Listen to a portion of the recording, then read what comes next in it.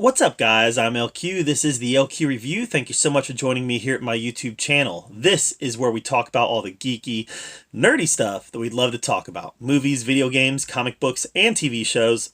And right now I'm going to give you guys my review of the new Netflix original movie, Things Heard and Seen. So this is a haunted house movie starring Amanda Seyfried.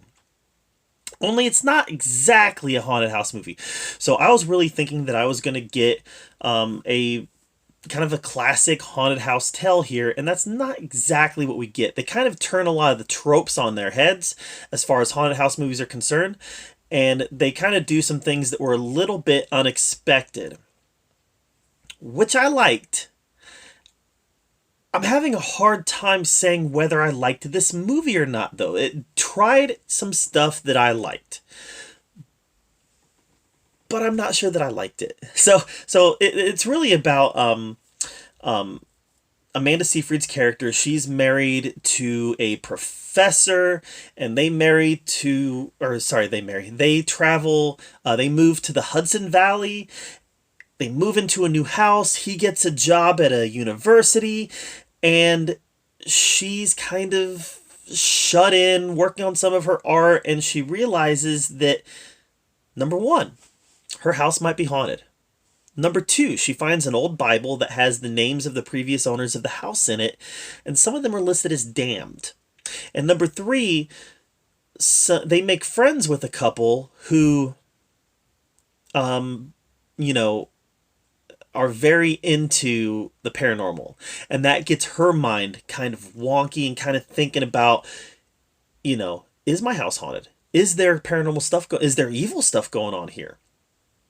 And then finally, is her husband who he says he is? Is there a bit of evil that lives in her husband? Is he doing evil things? And these are all questions that we're asking throughout the movie.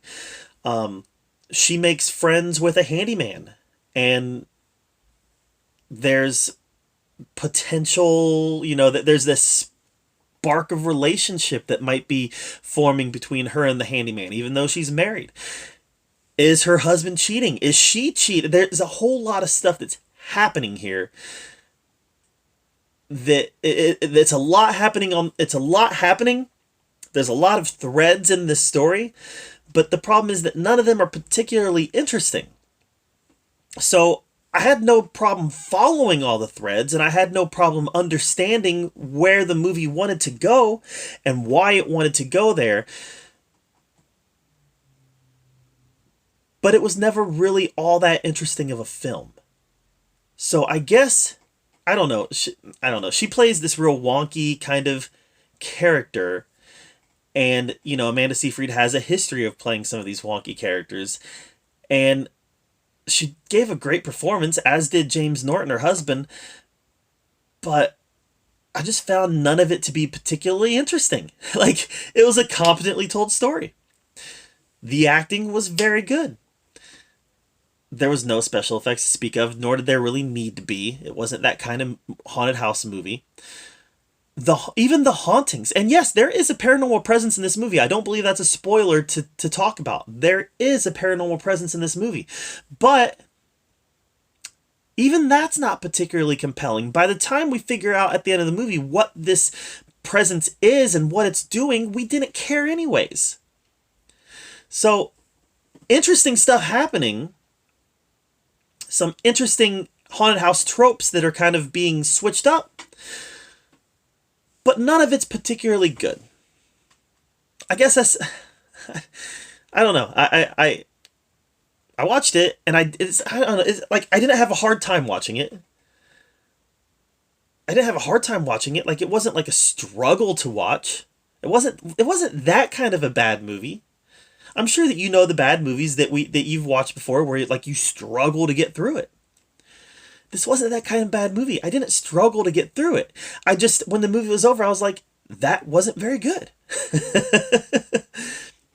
So that's probably the best I can say for it, is that some interesting ideas, not executed. It wasn't very good. So at the end of the day, I got to give Things Heard and Seen. I'm going to give it a C-. I wasn't bored. I just wasn't having fun. It definitely leans into religion, which might be why I'm giving it some. It might be why I'm giving it some grace here. Because I'm a Christian.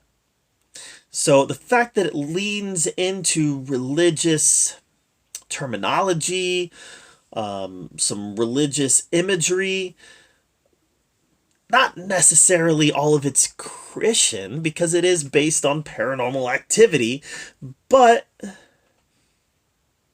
it's still speaking my language a little bit. So I guess that I'm giving it a little bit more grace, and some people might give it a worse grade. Some people might love it. I don't know. But for me, it's just this lowest possible C that you can give without giving it a D. But that's my take on Things Heard and Seen. What did you think of Things Heard and Seen now playing on Netflix? Let me know in the comments down below. While you're down there, make sure you subscribe to my channel. I put out a lot of content, and I want to make sure that you're up to date with everything that I'm doing. And as always, thank you so much for joining me right here at the LQ Review, where we get to talk about all the geeky, nerdy stuff that we love to talk about. And until next time, we'll see you later.